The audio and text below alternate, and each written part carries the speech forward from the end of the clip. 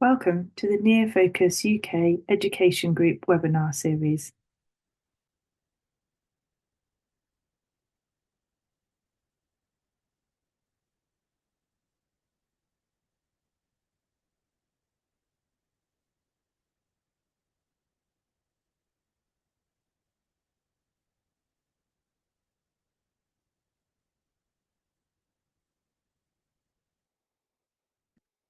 So welcome everybody to this NeoFOCUS webinar.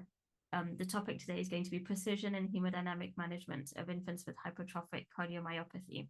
And before introducing the speaker and the panelists, I'm just going to go over some ground rules. So if you have any questions, please keep them for the end. You can post questions in the Q&A box, and we'll ask them to Myrna in due time after the presentation. And at the end, I'll post a feedback link, but there will also be, once you close the meeting, a link to a feedback form. And once you've completed that, you'll get a link to download a certificate, which you can then self-complete with your name. You'll also get hopefully an email reminder tomorrow with that feedback link if you haven't been able to complete it. So today we have the pleasure of welcoming Dr. Myrna Noureldein. Thank you so much, Myrna, for coming to speak to us today. So she's a consultant at University Hospital Birmingham, and she has a strong interest in neonatal hemodynamic, having completed a year of post-CCT neonatal fellowship at the Children's Hospital of Eastern Ontario in Ottawa. She's learned targeted neonatal echocardiography and application guiding clinical management. Her research interests mainly focus on the use of NIRS and targeted neonatal echocardiography as prognosticators of outcomes in HIE. And today she's going to speak to us a little bit more about hemodynamic management of infants with hypertrophic cardiomyopathy. We're also going to have joining us in the next few minutes, who's just sent her apologies because she's running a bit late, Sam Dixon, who's an advanced nurse practitioner working in Manchester with an interest as well in neonatal echocardiography, and who's part of the NeoFOCUS-UK Executive Committee. So Myrna, I'm going to hand over the floor to you if you want to share your presentation. Thank you.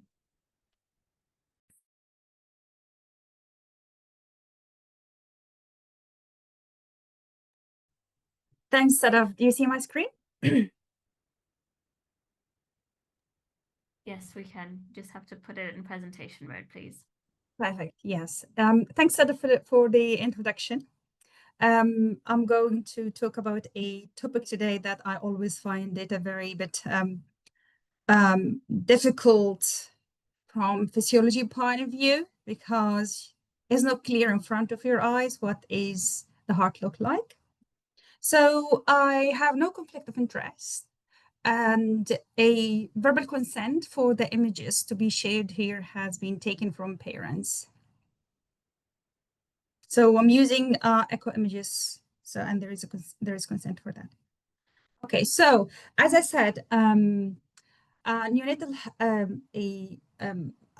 HCM, or neonatal hypertrophic cardiomyopathy, has been interesting for me, and anecdotally from my personal experience, most of the babies who were transferred for ECLS assessment, at least most of them had hypertrophic cardiomyopathy. So today we'll go through the physiology of hemodynamic changes in HCM, and we'll discuss the role of DNA in the assessment, and hopefully this will guide us to choose the right interventions.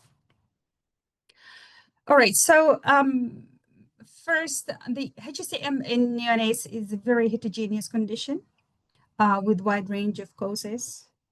And identifying the etiology and the underlying physiology is essential for the prognosis and management. How do we define it? So there are, the definition is different from adults. Adults, they use 15 millimeter cutoff, but in neonates, we use the septal thickness of more than 2 standard deviation above the predicted mean corrected full body surface area. So what are the causes of HCM? There are a variety of causes, which could be maternal, such as diabetes, hyperthyroidism, and those likely to have good prognosis. Syndromes, the most common one, I'm sure everybody saw this, Noonan syndrome, Costello, Beckwith-Wiedemann syndrome, and the outcome depends on other associated problems. Metabolic conditions such as mitochondrial glycogen storage disease, such as Pompe, other metabolic condition, and also the outcome here is poor actually, because the outcome of those conditions is poor in general. Hormonal factors in the baby himself or in the babies themselves, such as congenital hyperinsulinism or steroid exposure, and this also has good outcome. Genetic condition is rare in to be presented in the neonatal period, but it is a common or known cause for especially for adolescent childhood and adolescent and adulthood.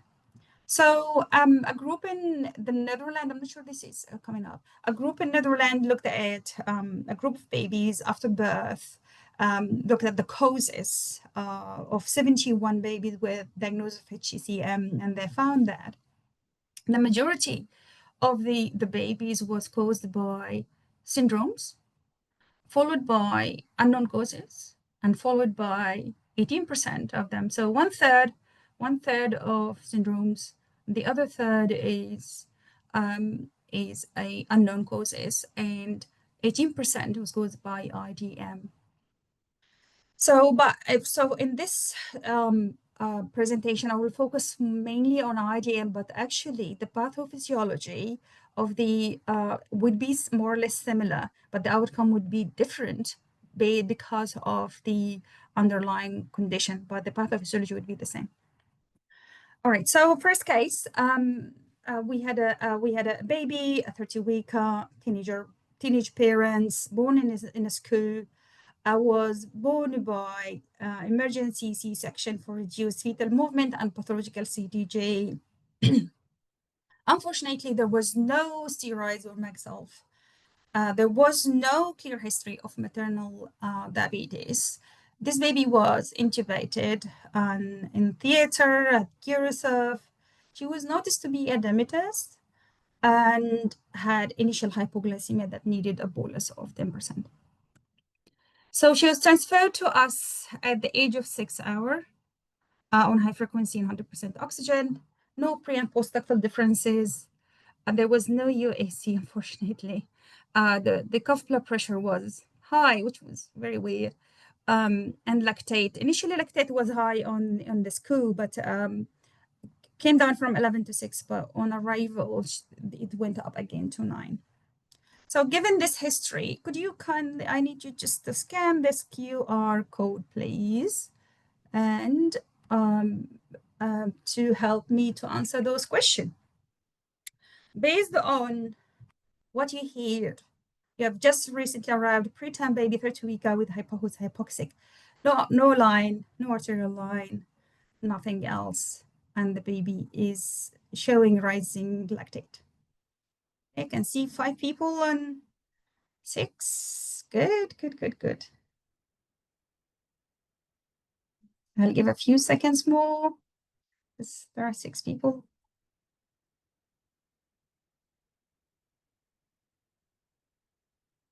Okay, good. I'm seeing that people are saying urgent echo. Yes, I agree. Urgent echo, and I don't believe that cuff blood pressure. This baby needs an arterial line.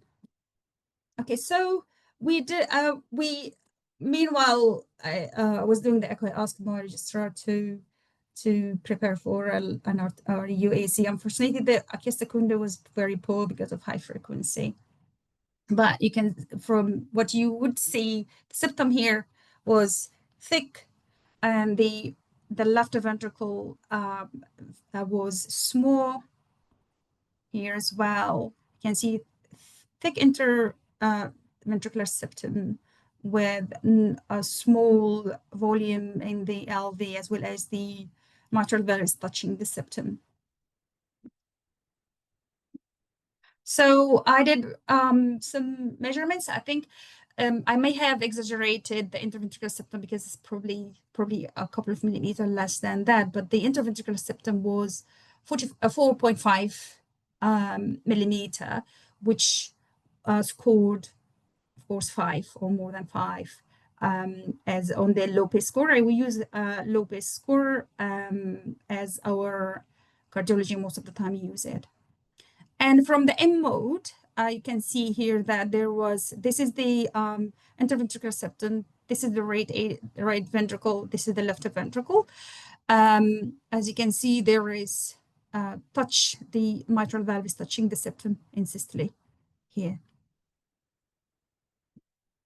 So I could not do proper assessment of this baby because I had to reduce the NiCO significantly. I couldn't see flow coming anywhere. Even when I did the VTI was very, very, very low. This means this baby was significantly, it has significant depletion of the intracardiac volume. So her cardiac output was around 40 mL per kg per minute. And here there is dilatation of the RV, septal flattening with eccentricity index of 1.6. There was TR actually, although it was is not high in the sense that it's 2.5 or around 31 millimeter. But I think it was more than that, given that the TAPSE was full. Although the FAC, the RV FAC in this 3-chamber was around 30%, is impaired, but it's not as bad. But I feel the longitudinal function of the RV is impaired. This means that probably the pulmonary artery pressure would be higher than 31, 32. And the systolic blood pressure, still cuff blood pressure. Okay, so again, you are on the, what are you going to do here? So you have a baby who has a impaired filling, and there is evidence of pulmonary hypertension. What would you do? Start nitric oxide, give fluid bolus, start milrinone, start vasopressin, wait and see.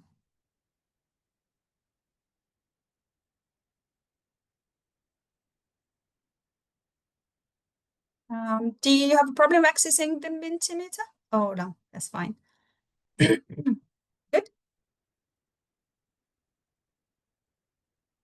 Okay.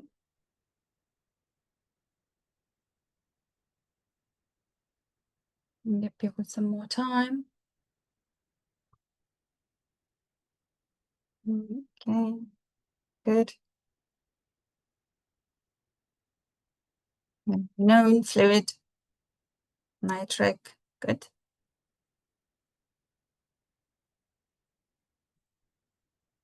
Okay, good. So we have people who said give bolus, and people who said give milrinone and nitric oxide. But what we did is, come on. Oh, fine. So we started nitric oxide at 20 ppm and gave, at the same time, we gave 2 fluid boluses of 10 mL per kg of normal saline. People may argue here, yeah, it's a preterm baby, why did you give 20? Yeah, I agree. I shouldn't have given 20, I should have given 5 or 10, but we give 20. And there was significant improvement in oxygen requirement came down to 65% from 100%.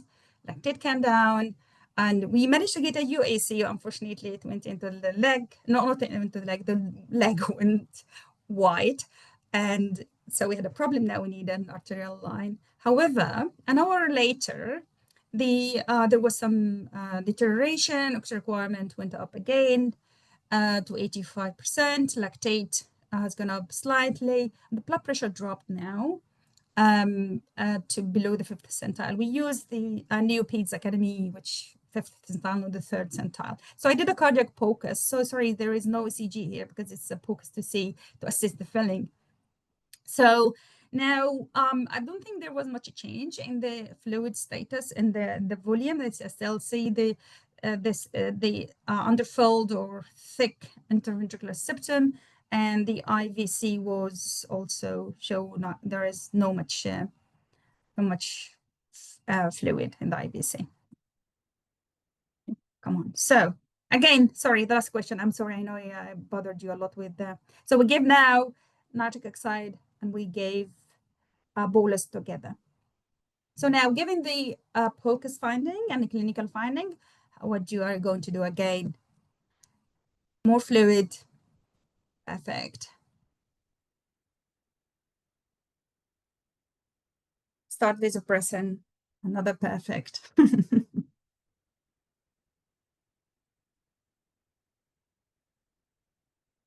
You can choose both, actually. You can choose more, not both. You can choose more than one option. So you can, the start adrenaline as the blood pressure is dropping now, and wait and see. Nobody is going with it. Okay, perfect. All right, so now people are with more fluid and vasopressin. I agree, we did the same. We gave another 10 mils per kg of saline and started vasopressin at 0.0003. Then we went up to 0.0006 per kg per minute. And this is the what happened. On the bottom here, we have lactate, and we over the time, and we have here FiO2, and here we have sodium. As you can see, we started nitric oxide and the fluid bolus here, there was some improvement. And again, with the rise of FiO2 and the hypotension, we started vasopressin and another fluid bolus. And you can see now that the oxygen requirement came down nicely, and stopped after 24 hours. So she had a full of 24 hours of vasopressin and almost 30 hours of nitric. And lactate here has also slowly went down.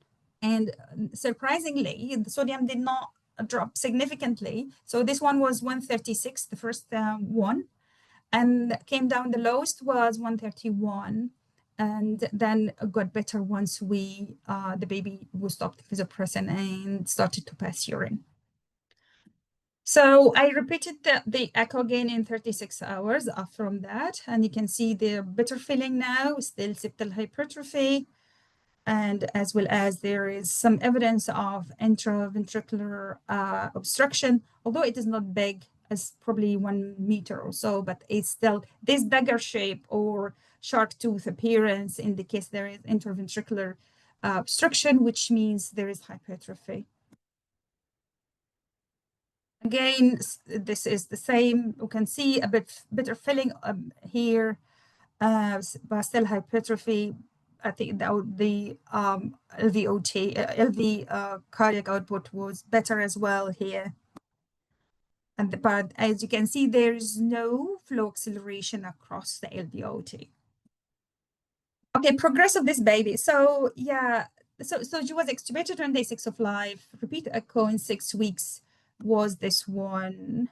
She was a bit naughty while I was doing the echo. She was almost had a normal scan in 6 weeks time because of there was no reason for the clear reason for the hypertrophy. We did some investigations to see what's the reason. Genetics came back as normal. Metabolic screen was normal. She went home in home oxygen and then was off at the age of 44 weeks, corrected gestational age. So the reason here is was it IDM initially or idiopathic, but the baby had low sugar, but the baby also is a preterm. So I'm not sure, but the baby has improved. So this is so another case I'll go shortly. It will be short compared to the other one. It's probably more or less the same phenotype, a bigger baby. 37-week booked overseas, GDM and metformin, again bone bisection for reduced fetal movement and abnormal CTG. Thermoconia at birth, intubated in theater for hypoxia. She continued to be hypoxic with high oxygenation index of 53, was started on nitric oxide, started in dopamine and dobutamine, both of them 20, and Prostin. This happens overnight over the weekend. So I was asked to come to do an echo early morning over the weekend, and this her chest X-ray. As you can see now, the heart is so big. There's significant cardiomegaly on the X-ray. So I did the echo in here. Meanwhile, he did an ACLS referral. As you can see here, you see here, the heart rate is 180 and the baby is on toxic medication. and the septum is so thick, and interventricular cavity of the left ventricle and interventricular cavities are almost obliterated. There is dilatation of the RV and RA. The plaques shows that the ventricles are kissing, completely obliterated. And the septum here is scored higher, 15 as per the Lopez score.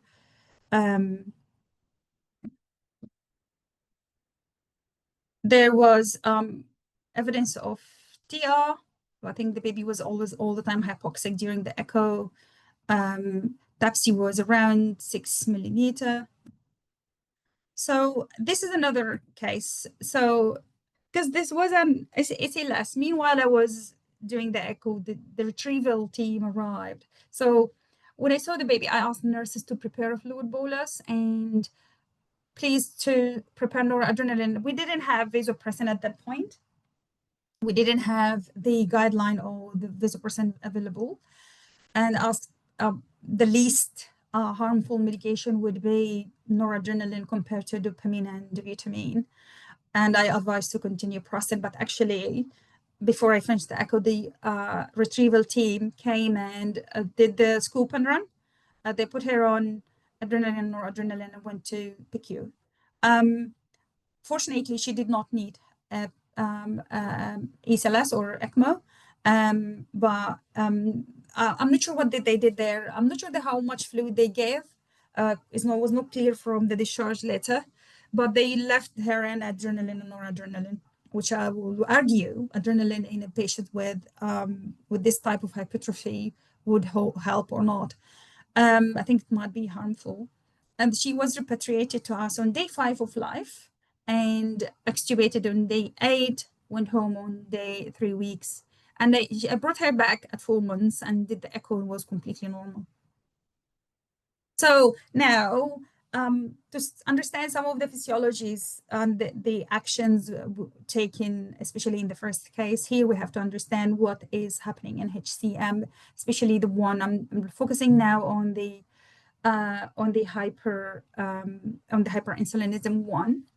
The hyperinsulinism has the chronic exposure to hyperinsulinism has impact on the heart. Either they will have a asymmetric septal hypertrophy and will cause LVOT obstruction, or they have biventricular hypertrophy, and this will consequently impair the diastolic filling, and both of them will end up having impaired cardiac output.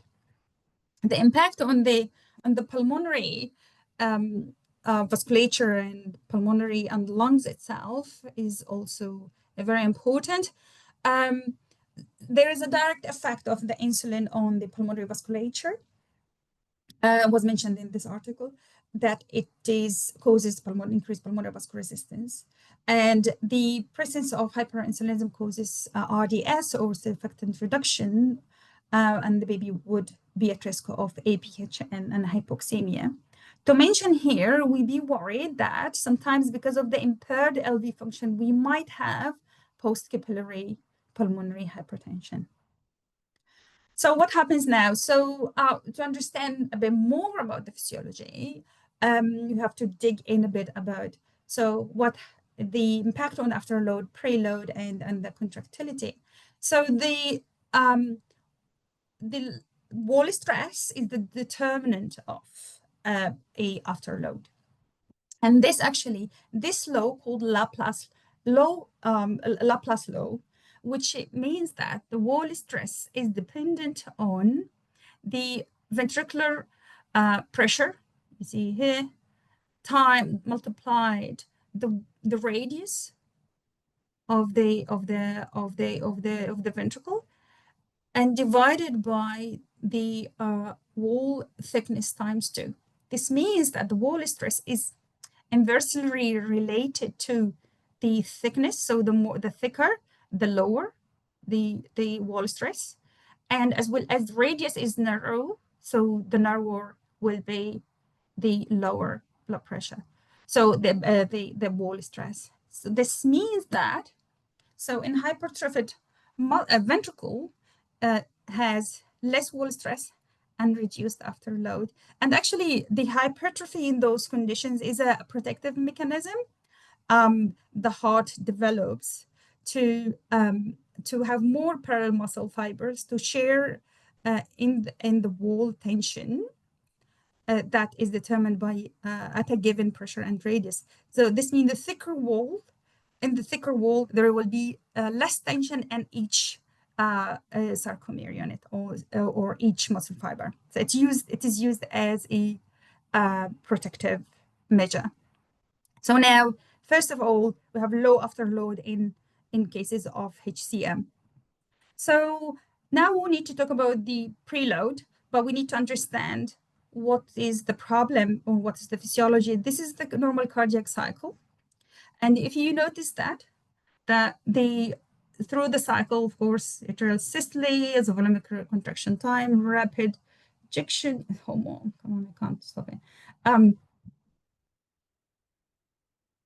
So yeah, rapid ejection phase followed by reduced ejection phase. So during the reduced ejection phase, the pressure in the cavity drops below the pressure in the aortic root to allow the closure of the valve. And this is a protective mechanism that will help some fluid in the ventricle. So what happens in an HCM? So we have hypertrophied muscles that contract supranormally. Usually the systolic function, if you do ejection fraction by playing in those babies, you will have higher than normal ejection fraction. So it will lead to that the LV will contract strongly, will empty all its content even before the late ejection phase. So the LV will be empty before the closure of the aortic valve. This will result in reduction of the volume and the ventricle. The end systolic volume here will be very low. At the end of systole, the ventricle will be empty. As I said, so we need a higher aortic root pressure to maintain some fluid. If you have lower aortic root, in addition to forceful, lower aortic root pressure means because of the low afterload and the very strong a contraction, so everything will be emptied, will end up with low LV volume. So now this is another element of low preload. Another physiology related to the hypertrophy and the mass effect of these thick muscles will reduce the filling of the heart, as well as impaired relaxation. The heart was not stiff, doesn't relax very well, so will lead to reduction in the preload. So now we have a preload affected, and based on the Frank-Starling law, everybody knows here. So it depends. So the stroke volume, it depends on the preload. If you have already preload here, so you will have low stroke volume. The more you have within a limit, increased preload, which is the end-diastolic volume, you will have more cardiac output. So this will lead to we have an underfilled left ventricle. The cardiac output will be low. And as we know that the cardiac output equals stroke volume times heart rate. And if this one is low, there will be a compensatory mechanism by increasing the heart rate.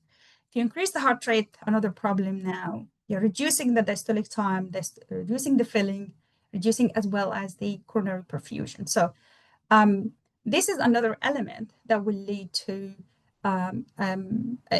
this another explanation of having a low cardiac output in those babies.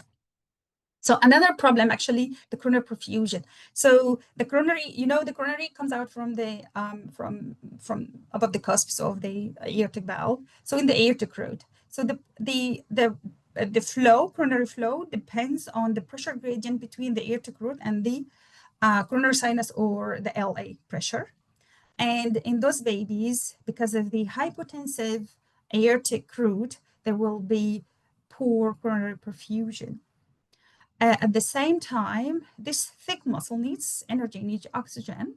So they will be the result of a cardiac ischemia. So another physiological element is the LVOT obstruction. So I'm going to talk briefly about SAM, but SAM is not very, very common in the typical way we see in adult. Is not very common in neonates. SAM is systolic anterior motion of mitral valve, means the mitral valve is a bit displaced. Is not common in neonate, but you can see sometimes. And most of the time you don't see the MR, but you see the LVOT turbulence. Another thing that will lead to obstruction, actually, without even having a SAM, is reduced filling, because the ventricle, you will have intraventricular obstruction as well as LVOT obstruction. So who is that guy called SAM? So I just wanted to explain, is mainly for adult and adolescent, as rarely happens again in neonates. So when you have at the end of the diastole, you'll see the mitral valve is co-opted with this leaflet, co-opted with the lateral leaflet towards the lateral wall. But in SAM, actually, yeah, the mitral valve is touching the septum in systole, leading to two elements. The outflow obstruction here, you will see the turbulence, flow acceleration here, as well as mitral regurgitation. What are the theories behind them? So the first one, the Venturi effect. This means a normal heart, you have the blood is ejected straight forward into the LVOT. However, if you have hypertrophic muscles with bulging septum, the pressure here will be very, very high, and the sense on ejecting the blood, there will be creation of negative pressure here, leading to the suction of the mitral valve in the LVOT. This is one of the theories. The second effect, the second theory, is the impact of papillary muscles displacement. Normally here in normal heart, the blood will come from the mitral valve, go in a clockwise, and then come out from the heart. However, in the presence of bigger papillary muscle, actually mitral papillary muscle, it will come through and then will be diverted. Will move in anti-clockwise, going back behind the lateral valve of the lateral leaflet of the mitral valve, pushing it towards the septum, creating obstruction. The third one, which don't ask me please what is vector flow mapping analysis, is related to bulging of the septum here in interventricular septum. And when the blood is coming out, ideally should come straight away here, but because of this bulging, it causes turbulence, and some of the blood will go behind the mitral valve, pushing it towards the septum. These are theories about the cause of a SAM. Okay, fine. How do we diagnose? Of course, this forum has expert people who can perform echo. First of all, we have to exclude that there is exclude congenital heart disease or congenital cyanotic heart disease, especially in babies who are hypoxemic or hypoperfused. So we have to be very structured. Sometimes the baby is so sick, but you have to do as much as you can while the baby is get more information as much as you can. But if you can, we have to do assessment of LV systolic and diastolic function, proper interrogation of the LVOT. With the continuous wave and pulse wave Doppler to assess for, as well as color, because if there is LVOT obstruction, you will feel flow color turbulence, and then you do the CW. And I think for continuous wave, I would go from the bottom of the apex and towards up, from the bottom towards the LVOT. And then the same with the RV, we need to have a look on the RV cardiac function, pulmonary vascular assessment, as well as hypertrophy, using the Z scoring. And whatever the Z score you use, doesn't matter. Use one consistently and with probably the one your regional cardiac team is using. I stole this photo. This is a diagram also for SAM from an adult POCUS website. So here they measure septum, and they define it as a different definition. We use 2 standard deviation, so different definition. When they do the M mode, you will see here that the mitral valve is touching the septum during systole, which shouldn't be the case. This causing obstruction. When you do the CW across the LVOT, you will find a dagger-shaped, instead of parabolic shaped wave, you will see dagger-shaped, and they diagnose it of having more than 30 millimeter mercury. The reason for the dagger shape that the blood initially is going under probably above normal velocity or normal pressure, but at the end there's a strong push from the LV. It will give you the dagger shape of the wave. Okay, how do we manage now? So we've gone through the physiology that we have impaired preload, impaired afterload, and procuring perfusion, and presence of APHM. So what do we do? So this is based on a case series published by the team from Toronto and Iowa. So as we said, fluid for those babies. We understand now those babies in the beginning it was no hemorrhage. They didn't lose fluid, but the physiology of the heart itself is not allowing fluid to stay in the heart. So meanwhile, we are trying to stabilize this baby. We need to fill the heart. Give fluid as much as you can. It's very scary. We are not very liberal as in the neonatal world. We are scared of fluid, and we are not, compared to PICU, for example, they are more liberal in giving fluid than us. So here the team recommends fluid expansion.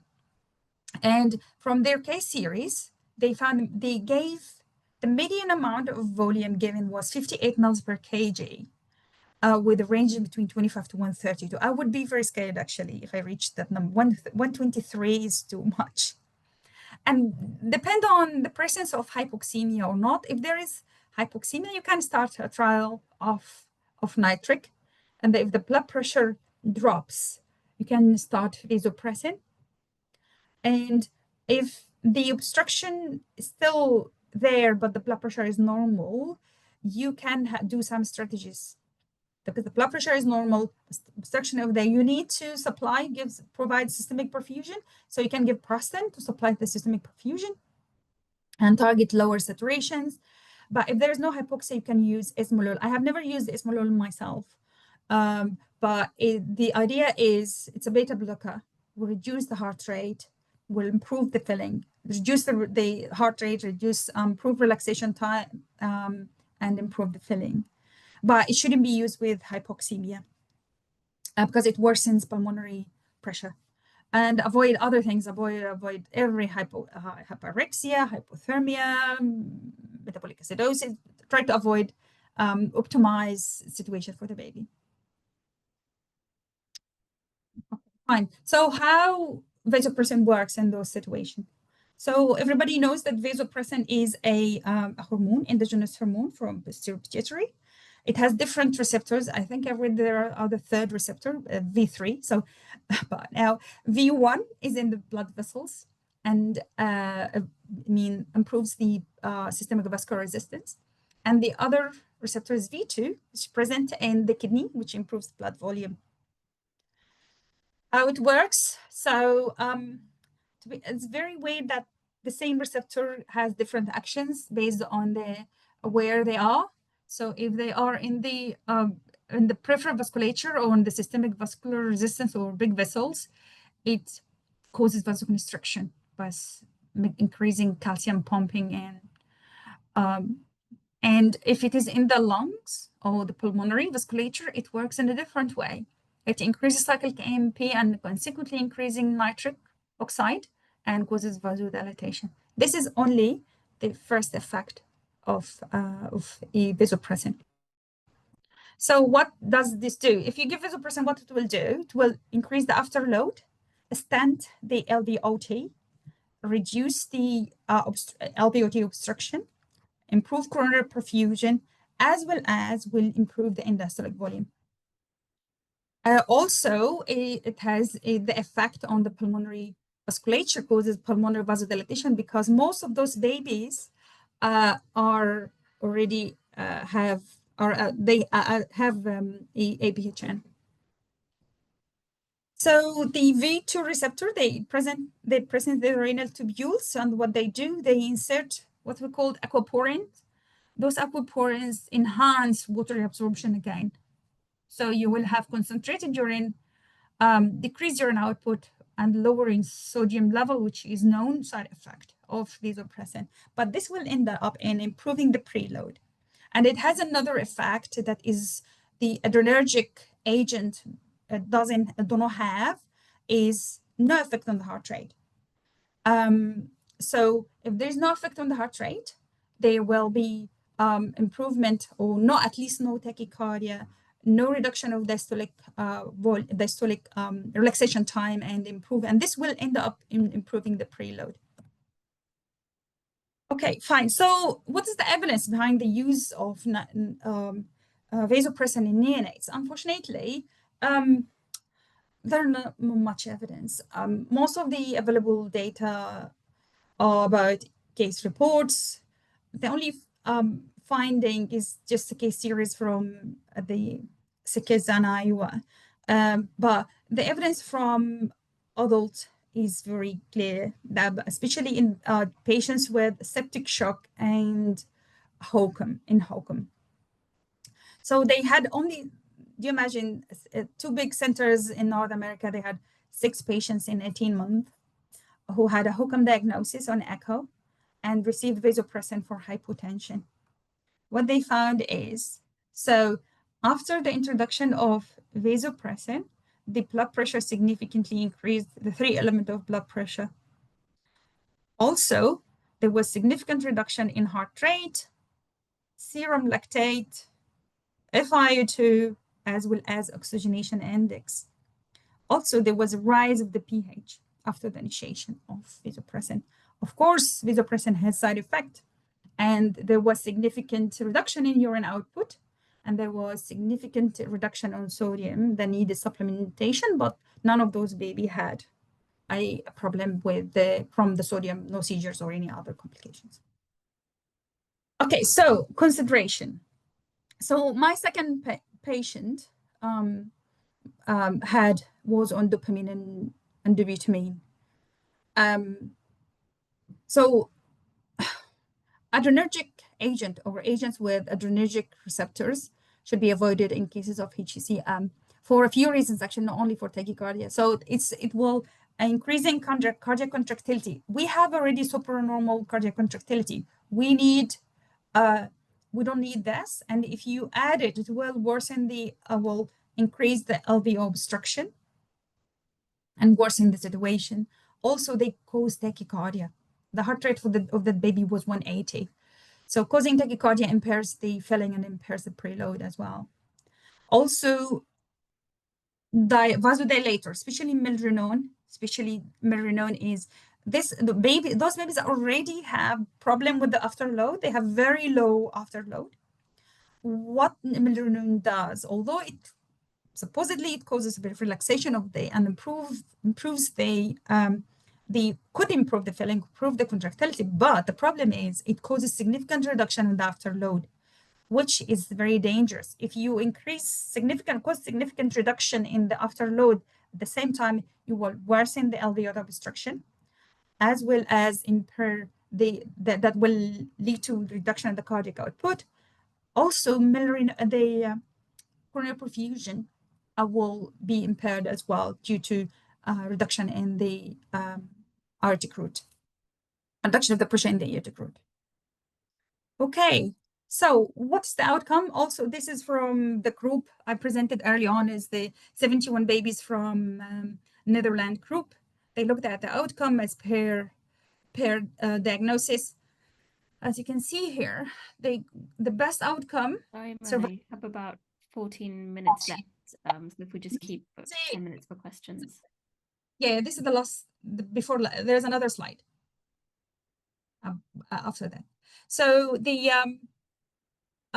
They looked at the survival up to 1 year based on the causes, and they found that here the top one is the congenital hyperinsulinism, good outcome, followed by the IDM ones, and the worst one was actually the metabolic condition. So the prognosis for HCM is good, and we expect that the prognosis of HCM and IDM is good, and expected to resolve in between 3 to 9 months, average 6 months. Probably most of the cases I saw probably 3 months or around that time. So yeah, I'm coming now to the last slide. So as we discussed, HCM in neonates is very heterogeneous condition and diverse causes. We talked only about the IDM. We didn't talk about any other pathology. I had a patient about with Noonan, but I didn't have time actually. So it's important to diagnose or do hemodynamic assessment very well to be able to provide a better intervention.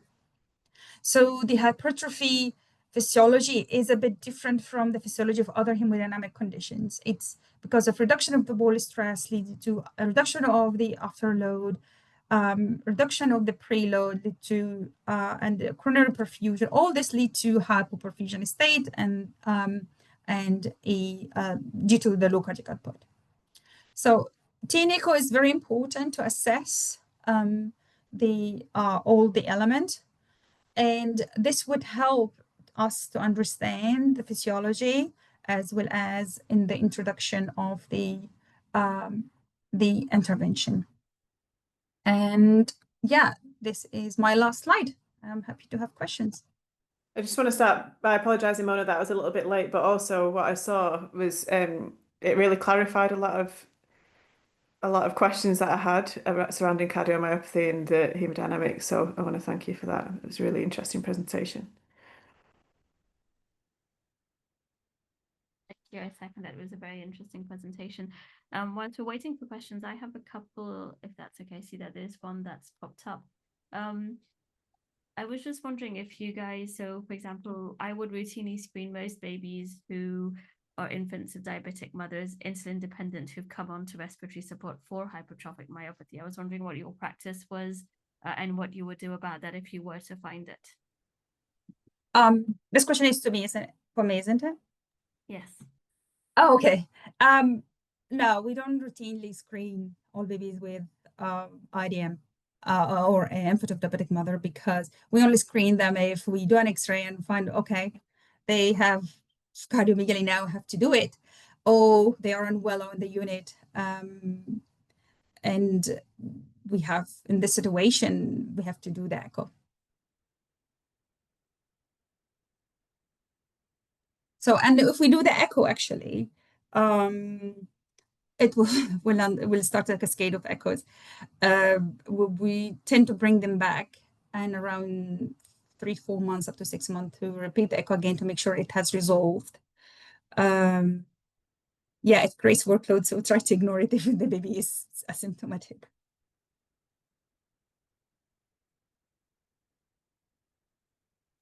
Thanks. I think that goes with the next question. Yeah, I was just about to say, I think it does. The next question was, how common is HCM in infants of diabetic mothers, and should we screen for it? So yeah, this is a very good question, actually. So how common is very difficult to assess because we don't have a routine screening program for them.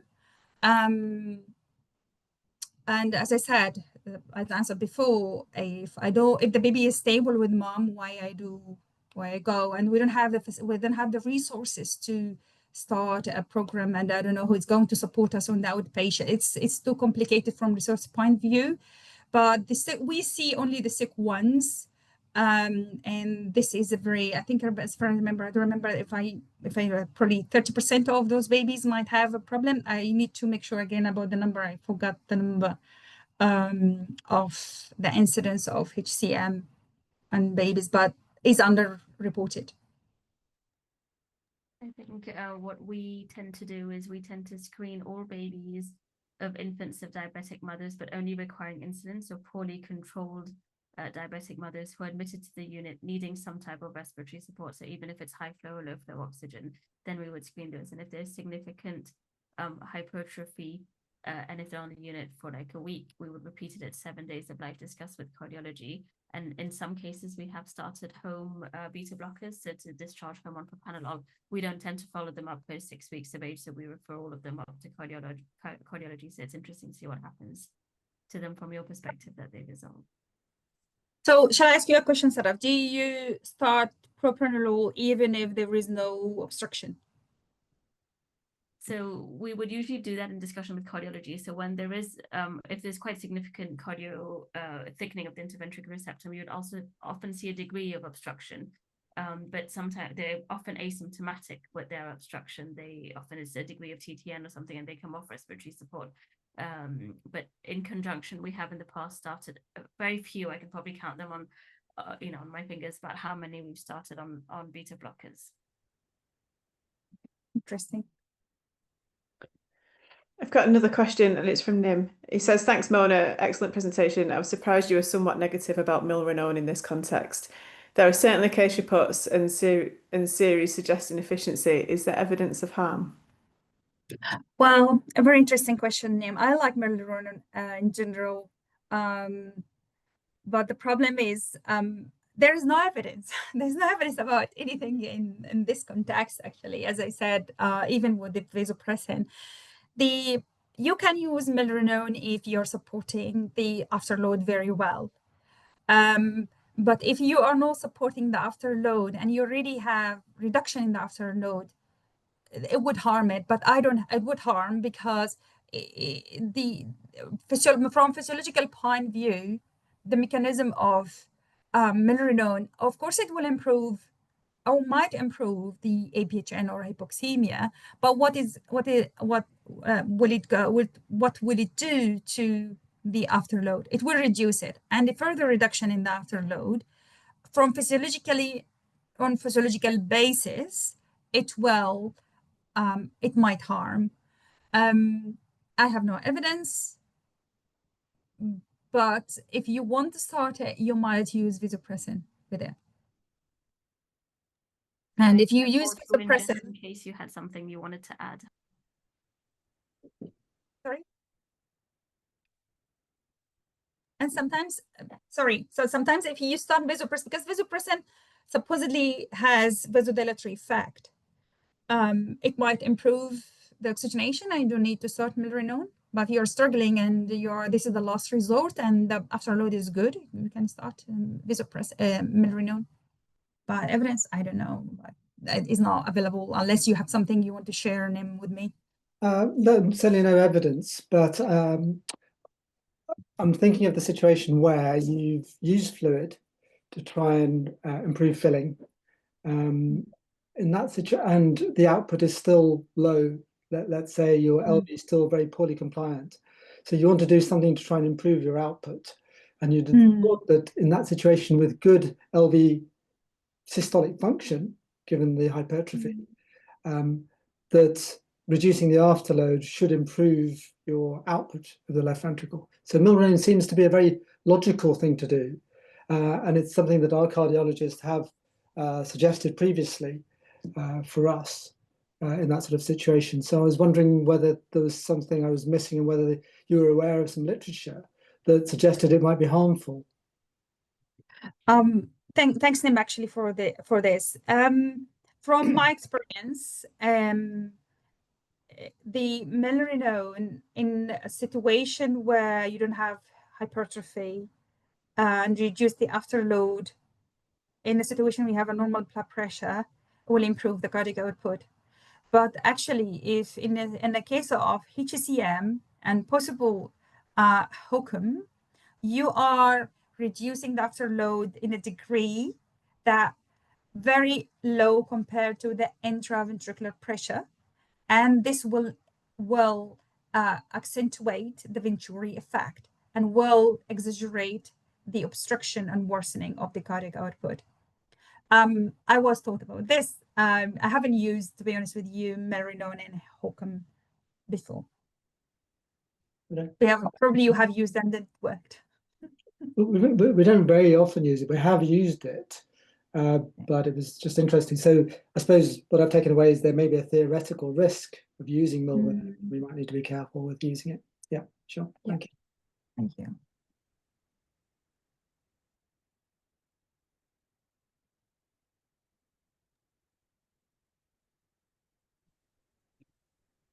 Does anyone else have any questions that they want to ask, Mona?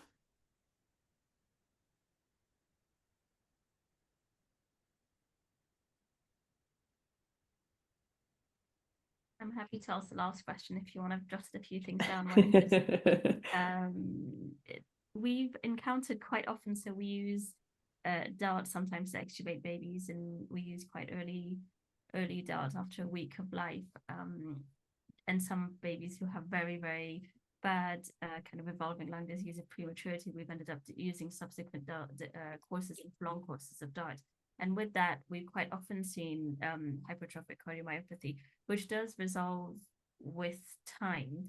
And we've always kind of weighed the benefits and the risks of using these steroids, especially when we start to see a degree of cardiac hypertrophy. I didn't see that in the causes for your for the hypertrophic cardiomyopathy, and I just wonder what your experience has been of looking after these little ones, and if you've ended up in trouble with a degree of cardiomyopathy secondary to steroids. Yeah, I mentioned it in my courses. In Apologies, the I missed it. Yeah, we see it frequently, Sadaf, and but it's rarely cause a problem from hemodynamic point of view. I think I remember one baby who was on a very extended DART regimen, and this is the only one I gave fluid to help to improve. This was actually, she wasn't hemodynamically compromised. She had high oxygen requirement. When I did the echo, I felt the heart was a bit underfilled, and the heart was bigger compared to, or a hypertrophied compared to early echoes. This is the only one, but the baby's blood pressure was good. And I think my observation, if you're using also hydrocortisone for the prevention of PPD, I have noticed that the babies might have increase in the septal thickening. They have not septal, they have a bit of hypertrophy. I couldn't see any evidence in literature about that, but I have seen it on all the almost all the cases who I echoed after the hydrocortisone. I found there's some sort of increase of hypertrophy. I'm not sure, has anybody else noticed that? It would be good actually to write about it if we can collect data. Thank you. We use dexamethasone rather than hydrocortisone, but I don't know if the Premiloc trial has reported cardiac outcomes with early use of hydrocortisone. Yeah, we use dexamethasone too, but cardiomyopathy is not something we routinely screen for. So, you know, it's really interesting to hear what other units do, especially for the infant and the diabetic mothers who need a little bit of support, and it could be another underlying cause rather than just TTN. So it's really interesting to hear. Yeah, we don't routinely do to assess for HCM and after the Premiloc dose or the hydrocortisone. By chance you're repeating the echo for some reason, the baby can't extubate, that's the PDA, or that's just for something else, and you find, okay, oh, the heart looks a bit thicker than before. This is my observation. To be honest with you, I haven't read about it. I haven't seen any evidence about it.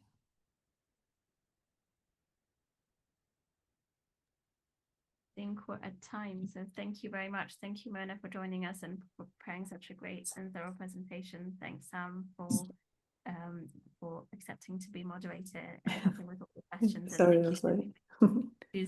all the attendees who've come this Friday, a very sunny Friday afternoon in England, to listen. And I hope to see you guys hopefully in a couple of weeks. You will get the feedback form if you can at the end as soon as we close the webinar. Thank you. Bye, everybody. Thank you for watching. If you enjoyed this, please check out the other webinars on our channel.